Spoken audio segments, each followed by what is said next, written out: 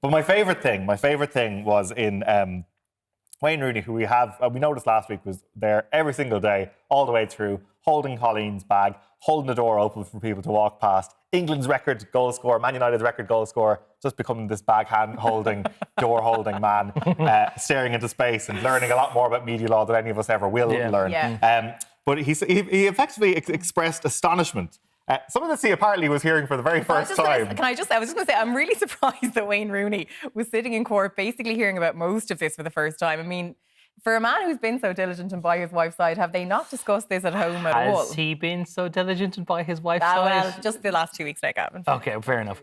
Yeah. He says, me sitting in this courtroom is the first time I'm hearing almost everything on this case. This week is really the first time I've had any understanding of what happened. Dr. Francis Ryan also quote tweeted this saying, I'm sorry, but I'm absolutely gone at Wayne Rooney's admission that until today, he had essentially no idea what the Wagatha Christie Trial was all about. Coleen blatantly told him they were going down to Alton Towers today, and he's just found out that he was going to the High Court today by surprise. But Gav, do you believe that? Come on, like you and your wife talk about everything. People talk to their partners about. If you're not going down the High Court with your partner without having some idea of the contents of what you're about to hear. I do find it hard to think that whatever about in the run-up to the whole sting operation and it's Rebekah Vardy's account moment, I find it very hard to believe that in the 2 years since that there wouldn't have been some chat. Oh, she's like, oh, no, sorry, it is important hubby, to say I'm about to be sued over this, and that they wouldn't have had the whole. That she did say she didn't tell anyone while she was doing the sting operation, not even her husband. But that for Wayne not to know about anything of the background until he goes to court when there's been like 2 years between the whole thing happening